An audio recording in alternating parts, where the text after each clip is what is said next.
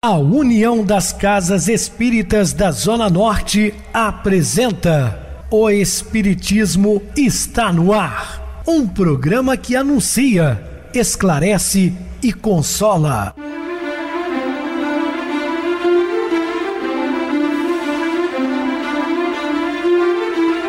Não se turve vosso coração. Credes em Deus, credes também em mim.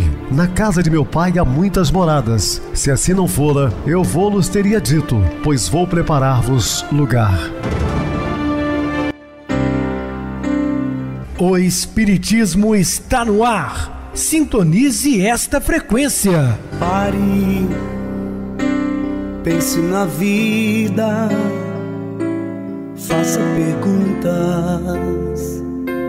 Uma ótima noite para você. Hoje, dia 27 de novembro de 2023, segunda-feira, está iniciando mais uma semana. Pedimos a Deus que nos abençoe. Rádio Clube FM, sua voz é a nossa voz. Estamos no ar de segunda a sexta desde 2014 pela emissora. Depois também passamos a transmitir o programa via YouTube. O canal é Viver _ Melhor. Se inscreva, deixa seu like, sua opinião. É sempre importante para nós. Lembrando do nosso bazar, que funciona de segunda a sexta, de 13 às 16 horas, na Casa Espírita Maria de Nazaré, Rua Diogo Álvares, número 133. Eu recebo carinhosamente minha querida amiga expositora espírita Isa Rita. Uma boa noite, seja muito bem-vinda. Boa noite, Pedrosa, boa noite a todos os ouvintes. Mais uma semana iniciando, aqui graças a Deus. A gente podendo estar estudando o Evangelho de Jesus, pedindo a proteção, de Jesus para todos nós, e vamos ao programa. Sim, Isa, vamos ao programa. Hoje falando o Espiritismo e a Justiça dos Homens. Dúvidas? Entre em contato conosco, ligando para a Clube FM, 0 operadora 32 3211 5697. Para falar comigo, utilize a TIM 98801 2675. O WhatsApp 999 387699. E o e-mail, espiritismoestanoar@hotmail.com. Interajam conosco, façam perguntas, tirem dúvidas, podem dar sugestões ao programa. Estamos à disposição dos ouvintes. Vamos agora para aquele momento muito especial, que é o nosso momento de oração. Sintonize esta frequência. O Espiritismo está no ar. Momento de oração. Ó Deus, preciso de ânimo consolador vigoroso, que me preenche o ser e não me deixe abater frente às dificuldades. A falta de ânimo traz-me ideias destrutivas, leva-me ao cansaço, à desilusão e ao nada. Quando o ânimo chega, é como uma luz e um perfume que vem transportando o prazer de existir. A esperança, antes submissa e derrotada, reergue-se, rasgando os véus da prostração e da ignorância. Peço-te, Pai, que sustentes o meu otimismo nas lutas da vida e levantes o meu espírito, para manter boa e constante disposição. Vou ao máximo nas minhas capacidades. Reconheço desde agora que sou possuidora de uma força íntima poderosa e o faço com sinceridade. Esforço-me na visão desta força e vou encontrando o ânimo. Tu me fortaleces para me manter de cabeça levantada, olhando para o alto, esperançosa, alegre e comunicativa. Obrigada, Senhor. Estamos apresentando O Espiritismo está no ar. Bem, meus amados irmãos, estamos de volta com o assunto da noite, falando do Espiritismo e a Justiça dos Homens. Nos anais da crônica forense brasileira, existem 3 situações em que a psicografia de Francisco Cândido Xavier influiu decisivamente em decisões da justiça, evitando condenações que não se identificavam com a verdade histórica. Não obstante, a conclusão inversa a que a verdade processual havia chegado. Os 3 episódios são extremamente significativos e as suas consequências não deveriam liminar-se aos processos em que os acusados foram beneficiados pela intervenção dos espíritos. Sim, de fato isso aconteceu. O juiz tomou como testemunha um espírito desencarnado através da psicografia do Chico. Abriam-se nas oportunidades um novo campo de pesquisa para os penalistas brasileiros em face dos novos enfoques que o espiritismo pode revelar para a justiça em geral e particularmente para a justiça criminal, sobretudo diante da enorme defasagem que existe entre a lei natural ou seja, a única verdadeira para a felicidade do homem. Questão 614 do Livro dos Espíritos. E elaborada pelos homens, caracterizada pela transitoriedade, pela imperfeição típica de todas as suas obras. Muito bem, isso aconteceu, 3 situações diferentes que o Chico auxiliou através da psicografia.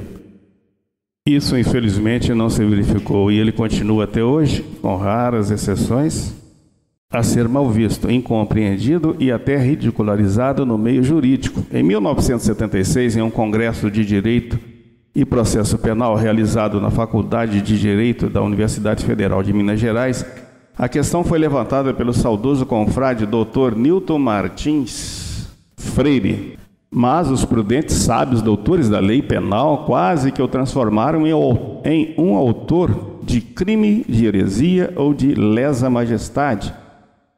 Nos melhores moldes do livro, do 5º das orientações do reino e feroz e beata legislação penal que esteve em vigor no Brasil até 1830. A sabedoria evangélica, mais uma vez, se reafirmava aos nossos olhos. Naquela mesma hora se alegrou Jesus no Espírito Santo e disse: graças te dou, ó Pai, Senhor do céu e da terra, que escondestes essas coisas aos sábios e inteligentes e as revelastes às criancinhas. Assim é, ó Pai, porque assim te aprouve. Lucas capítulo 10, versículo 21. Portanto, meus queridos irmãos, esses letrados não têm conhecimentos profundos do Espiritismo, do Evangelho, de modo geral, né? Estão presos apenas à letra que bata. E está aí a explicação de Jesus, que escondeu aos sábios, né, os inteligentes, mas revelou aos simples, tratando a criança como a candura, né, dos primeiros anos de vida. Tudo leva a crer, no entanto, que o tempo ainda não havia chegado para os criminalistas e eles adotassem uma nova postura, porquanto o fruto não estava suficiente maduro para ser colhido. A proposta foi retirada pelo seu autor e a polêmica grotesca que alguns tentaram levantar em torno dela morreu no nascedouro. Ficou, não obstante, a impressão de que o episódio configurava nitidamente a advertência de Jesus no Sermão da Montanha. Não deis aos cães as coisas santas, nem deiteis aos porcos as vossas pérolas. Porque as pessoas não estavam ainda preparadas para compreender. Um dia chegará a madureza dessas ideias e tudo funcionará. O primeiro fato aconteceu em 16 de julho de 1979 e dizia respeito à acusação que pesava sobre José Divino Nunes, um jovem de apenas 18 anos, ao qual se imputava a morte do amigo Márcio Garcês Henriques, ocorrida em Goiânia de Campinas, cidade próxima à capital de Goiás. A mensagem psicografada pelo médium Chico Xavier, ditada pela vítima, então ditado por Maurício Garcês Henriques, na própria vítima, inocentava o acusado, afirmando que o tiro que o havia matado havia sido disparado acidentalmente como consequência de uma brincadeira com a arma. Embora inimputável à época do evento, verificando 3 anos antes do seu julgamento, ele estaria sujeito, em tese, às medidas reeducativas que então o Código de Menores comportava. Todavia, o magistrado encarregado do julgamento o isentou até mesmo dessas medidas, concluindo: temos que dar credibilidade à mensagem de Chico Xavier, apesar de a justiça ainda não ter merecido nada igual, em que a própria vítima, após sua morte, vem revelar e fornecer dados ao julgador para sentenciar. Ela isenta de culpa o acusado. Fala da brincadeira com o revólver e o disparo de arma. Coaduna este relato com as declarações prestadas pelo então acusado. Então vejam só, o próprio espírito desencarnado, que supostamente for assassinado, ele diz que foi uma brincadeira, que ele não teve intenção de matar. E o acusado, por sua vez, dizia que foi numa brincadeira. Então, os fatos combinaram, estava tudo correto. O juiz, então, toma a decisão de o inocentar. Em 1984, o Tribunal de Júris de Nova América da Colina, estado do Paraná, após 33 horas de julgamento, desclassificou o crime praticado pelo policial José Aparecido Branco, o Branquinho, de homicídio qualificado, cuja pena máxima chega a 30 anos de reclusão pelo homicídio simples, e ele foi condenado a 8 anos.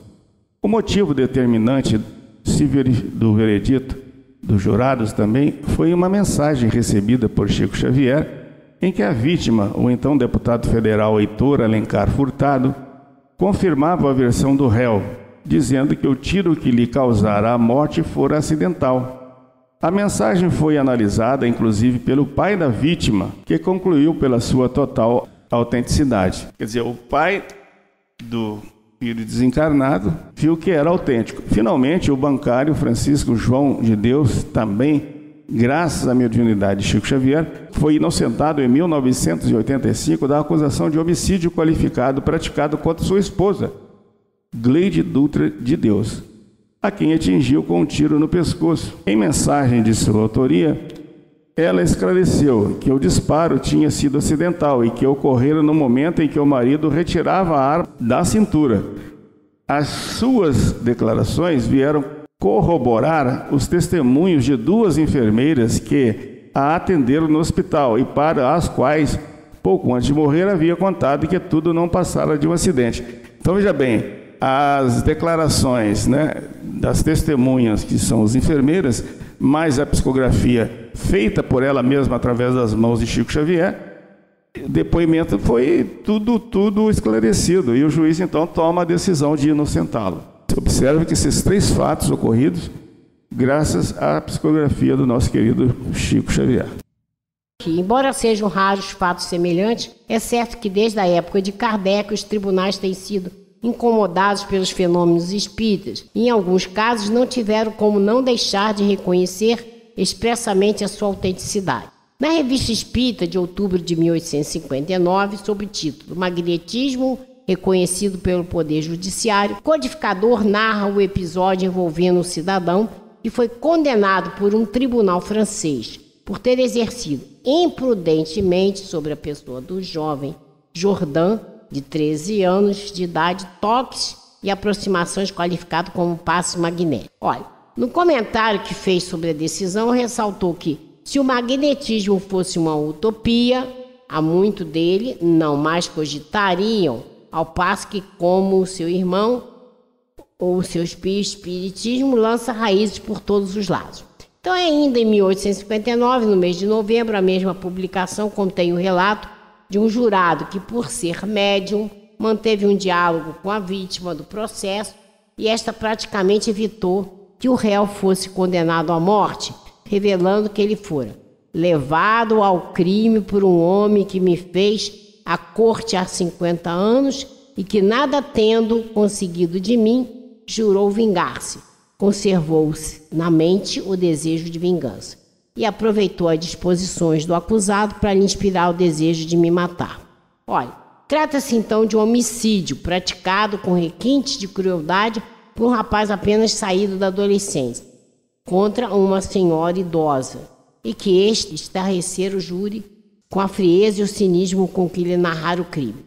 Em virtude da ação desse jurado médium, os demais membros do conselho da sentença acabaram ainda que indiretamente por aceitar uma clara hipótese de obsessão. E circunstâncias atenuantes foram admitidas pelo júri, baseado nos motivos acima indicados, e a pena de morte foi afastada. Foi um momento em que a própria mediunidade de alguém ajudou a desvendar a intenção, Então foi comprovado e se aceitou, todos os jurados aceitaram o argumento de que não passava de uma obsessão, ou seja, uma pessoa foi influenciada por um espírito negativo, vingativo, que quis que ele cometesse um crime para que ele sofresse as consequências. Então, olha só como é importante isso aí a gente analisar. O que nós temos que fazer para que a gente não caia numa situação dessa, de uma obsessão? Jesus deu a receita. Vigiai e orai. O que seja vigiai? Então nós temos que vigiar nossos pensamentos, nossas palavras, nossas ações. E como a gente vai vigiar? Se nós não tivermos o conhecimento dos ensinamentos de Jesus, a gente não sabe como deve agir. O que temos que fazer? Estudar, meditar, interiorizar e colocar em prática. Então a gente vai ver que as nossas ações, elas têm que ser vigiadas, para que a gente não abra a porta para o negativo. Então, porque muitas vezes acontecem, que estuda, sabe, muitos espíritos que estão querendo influenciar uma pessoa para que ela faça algo errado, às vezes ela não tem como se chegar àquela pessoa, porque ela está em oração. Ela ora, vigia, não abre portas para o erro. Então, a oração vai fortalecendo essa pessoa, porque ela vai ter à volta dela o quê? Os amigos espirituais, intuindo, lhe protegendo, evitando que aconteça esse tipo de ação negativa, de espíritos vingativos, espíritos maus. Às vezes não tem nada a ver com a pessoa, mas a pessoa abriu porta. E como você vai abrir porta? Quando você é orgulhoso, quando você é egoísta, quando você julga os outros, quando você não tem paciência, quando você não tem indulgência, quando você não tem compaixão, quando você não faz a caridade. Então, a nossa atitude vai nos proteger, colocar como que a gente estivesse num redoma e que a gente não vai ser influenciado, né, por espíritos negativos. A oração nos proporciona isso e a vigilância também. E o problema da gente é que a gente erra muito. Então, uma vez um amigo falou assim, a gente vai fechando portas, né, evitando essa influência, mas nem todas as vezes a gente consegue fechar todas as portas. Mas a nossa proposta de não errar já nos protege, porque faz com que os nossos amigos espirituais estejam atentos, nos preservando de todo o mal. Então, para que não aconteça casos como esse aí, é isso que nós temos que fazer, agir. Então, fazer o que a gente está fazendo é importante, estudar, interiorizar esse conhecimento, colocar em prática. No caso das mensagens de Chico Xavier, os espíritos das próprias vítimas impediram o cometimento de 3 incontestáveis erros judiciários.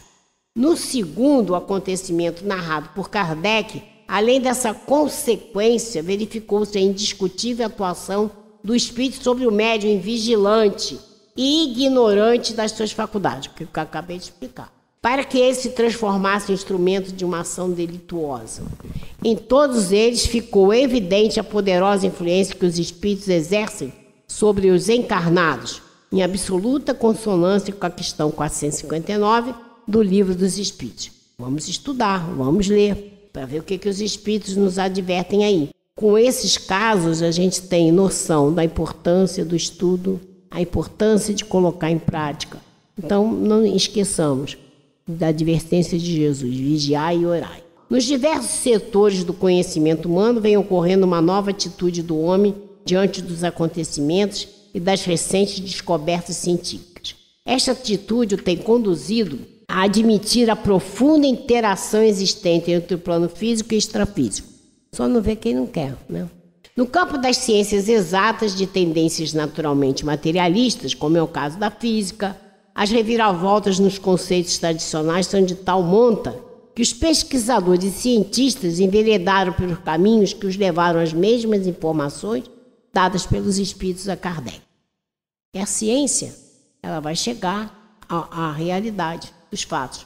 O espiritismo não inventou nada, é tudo uma lei natural, é o que acontece, né? Também foi complementada essas ideias por causa do André Luiz, né? Todos os relatos de André Luiz. Então, no capítulo 6, tivemos oportunidade de fazer menção às novas concepções da física sobre o universo, em face das posturas adotadas por Marx, Planck, Einstein, Zollner e outros. Então, a física quântica revelou ao homem a existência de um universo energético, uma substituição ao universo físico da física mecanicista. O espaço vazio cedeu lugar ao espaço prenhe de energia. Não existe espaço vazio. Tudo tem energia, é a energia de Deus. E a ciência foi compelida a admitir aquilo que os espíritos, em 1857, revelar à humanidade na questão 36 do Livro dos Espíritos, que é o seguinte: o vazio absoluto existe em alguma parte do espaço universal? Não. Nada é vazio. O que te parece vazio está ocupado por uma matéria que escapa a teus sentidos e instrumentos. Hoje, um dia, na nossa evolução, nós vamos entender. Agora, para nós, fica difícil. Continuando. A descontinuidade da matéria, a sua invisibilidade, em determinadas condições, como ocorre nos casos das radiações ultravioletas, a penetração dos corpos sólidos pelas radiações invisíveis, muito mais forte do que o raio-x, são alguns fatos cientificamente comprovados que demonstram aos mais incrédulos dos mortais correção da afirmativa do espírito Sir James Jane, o universo misterioso citado por Jarbas Leone Varanda, em base do Espiritismo. É um livro de 1996. Então, sustenta o quê? Que o universo se dissolve em ondas engarrafadas, ou seja, é uma matéria, em ondas livres de tal prisão, que é a radiação, sendo que o processo de destruição da matéria constitui a libertação da energia ondulatória. É difícil, mas é assim que acontece. Este entendimento reduz o universo a um mundo de radiações potencial ou existente, ostentando as partículas fundamentais da matéria, propriedade das ondas, trazendo à discussão a mecânica ondulatória e chegando à redução da criação a um pensamento. Então, o universo assim concebido passa a ser investigado em função da dualidade corpúsculo-onda, matéria e energia. Então, a matéria, ora será corpúsculo, que é a matéria densa, e ora será onda e energia. É essa a verdade em conteste, né? No setor da saúde, não obstante as resistências naturais, compreensivas e humanas de alguns grupos, já se verifica a existência de uma forte corrente de médicos e psicólogos que tratam os problemas específicos de suas áreas e especializações sob uma ótica fundamentalmente espírita. Exemplo disso é o magnífico trabalho que a Associação Médico Espírita do Brasil vem realizando a nível nacional, contando com o apoio de organizações similares na maioria dos estados. Todavia, no âmbito das ciências sociais e particularmente no do direito, o tema ainda não é enfrentado com a seriedade, a serenidade e o respeito desejados. Observa-se apenas a ocorrência de ações isoladas e individuais de alguns juízes, advogados e promotores, por conta do trabalho organizado e sistemático voltado por uma maior aproximação da lei humana, da lei de Deus, cuja finalidade última seria preencher o abismo que existe entre as leis morais e as leis construídas pela sociedade. Permanece em um horizonte ainda muito longínquo. É uma defasagem muito grande, né? Da lei humana em relação à lei de Deus. Mas nós vamos chegar lá, nós estamos evoluindo. Vai chegar um momento que isso tudo vai se adequar, né? Os romanos, em que pese a sua mentalidade materialista e conquistadora, tiveram uma visão exata do problema e, antecipando-se aos próprios ensinamentos cristãos, sentiram a necessidade de uma maior proximidade entre os dois ordenamentos legais e alguns esforços foram desenvolvidos com esse objetivo. Resultou daí a famosa máxima: non omne qualis honestum est. Nem tudo que é lícito é honesto. O que Paulo já dizia para nós? Justamente isso. Tudo eu posso fazer, mas nem tudo é aconselhável, né? Nem tudo é lícito. Esta frase de notável efeito retórico tem sido secularmente empregada em contundentes arrazoados, invocada em memoráveis defesas perante o tribunal de júri, usada como argumento para autorizar alterações, modificações ou revogações de leis em vigor. Então, quando uma lei ela é interpretada de outra forma, ela vira jurisprudência, né? Porque aí ela vai auxiliar outras tantas pessoas quando se tem uma visão mais ampla da realidade, né? Da aproximação da lei do homem com a lei de Deus. Uma vez, contudo, atingido o objetivo colimado, retorna ao baú do esquecimento e à justiça dos homens, mergulha de novo no seu mundo, irritadamente formalista e limitado. Muito bem, Isa, bem explicado. No programa de amanhã nós daremos continuidade a este assunto. Vamos agora para o intervalo musical, a seguir a nossa oração final. A ilusão do homem.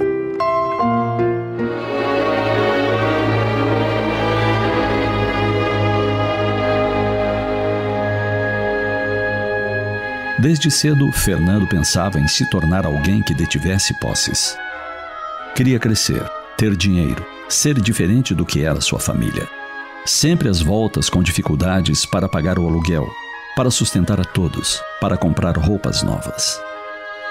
Tão logo alcançou a maioridade, deixou o lar paterno e buscou em outras terras o sucesso almejado. Foi trabalhador braçal, faxineiro, vendedor ambulante. E foi precisamente nesse último labor que se lhe aguçou a ideia de montar um pequeno negócio e lucrar na compra e venda de mercadorias. O tino para os negócios logo o fez prosperar. Ele não media esforços para o trabalho, dedicando-se horas infindas do dia.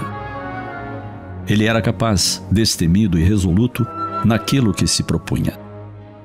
Não se dispôs a um casamento para não ter que dividir tempo e dinheiro. A solidão era sua companhia constante. Sua firmeza nos propósitos abraçados era irredutível e sua conta no banco somente crescia. Passaram-se os anos. A velhice começou a marcar sua presença. Ele foi se dando conta de que companheiros das lutas, funcionários e clientes antigos foram desaparecendo. A clientela se renovava. O dinamismo dos negócios agora era diferente. Tudo se alterara no transcorrer dos anos. E, de repente, ele se viu só. O que teria acontecido com os familiares, dos quais simplesmente esquecera? Quando a pandemia bateu à sua porta, desejando abraçá-lo, ele sentiu medo. Medo de morrer sozinho. Ele não cultivara nenhum afeto, e toda a sua vida se concentrara em ter sempre mais. Perguntava-se agora de que lhe valia tudo aquilo. Ele poderia morrer a qualquer momento e nem mesmo tinha descendentes para legar o que conquistara. Deu-se conta que ajuntara tanto, mas não semeara bênçãos em seu caminho. Nem mesmo se permitira usufruir de alguns benefícios que o dinheiro poderia lhe proporcionar. Ilustrar a mente, viajar, conhecer novos lugares, auxiliar alguém. E porque ouvisse dizer que seria bom pensar em algo mais além do estritamente material, ele procurou a velha e esquecida Bíblia entre os seus guardados. Foi nos apontamentos do evangelista Lucas que Fernando encontrou a parábola do Senhor Jesus.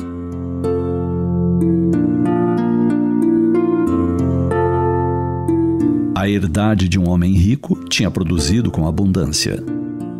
Ponderava ele entre si, dizendo: que farei? Não tenho onde recolher os meus frutos.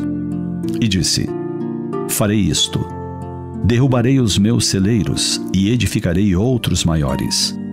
E ali recolherei todas as minhas novidades e os meus bens. E direi à minha alma: alma, tens em depósito muitos bens para muitos anos. Descansa, come, bebe e folga. Mas Deus lhe disse: louco, esta noite te pedirão a tua alma. E o que tens preparado, para quem será?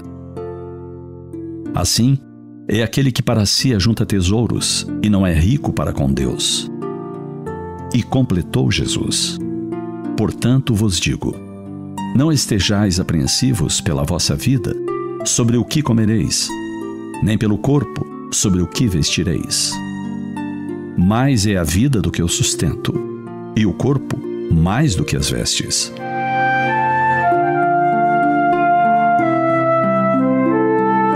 Surpreso com o que lera, nessa mesma noite, Fernando iniciou a elaboração de um plano para distribuir benefícios antes que a morte o abraçasse, triste e só.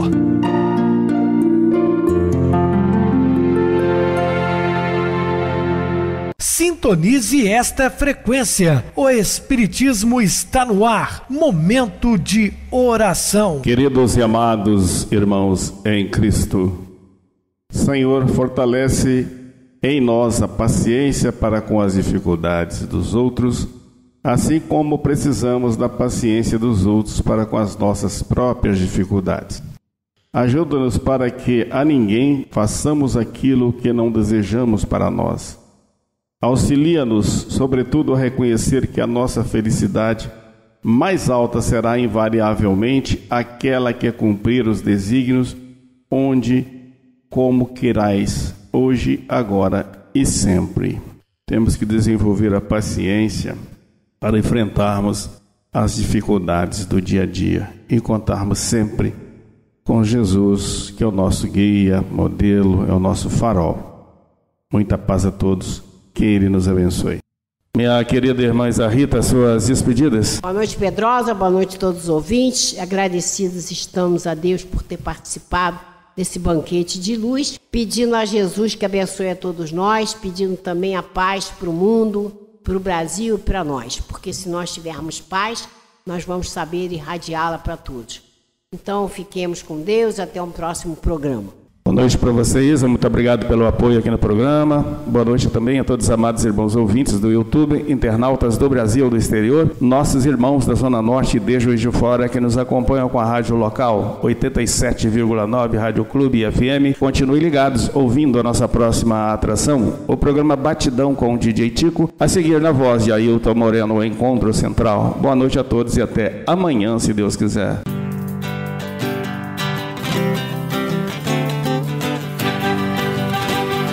A União das Casas Espíritas da Zona Norte apresentou O Espiritismo está no ar, anunciando o Evangelho de Jesus, esclarecendo sua mensagem, consolando corações. Olhe pro céu e descubra imagens de luz. Sinta em Jesus o amor todo que Deus te deu. Pense no bem, no melhor em que pode fazer. Seja o que for, também vai receber. De coração, ajude-me, irmão, a caridade é o caminho do amor. Faça ainda que possa sofrer, pois bênçãos de Deus há de ter. Ame, perdoe e viva melhor a natureza, o céu e o mar. Veja o encanto que a vida nos dá, a chance eterna que temos para amar.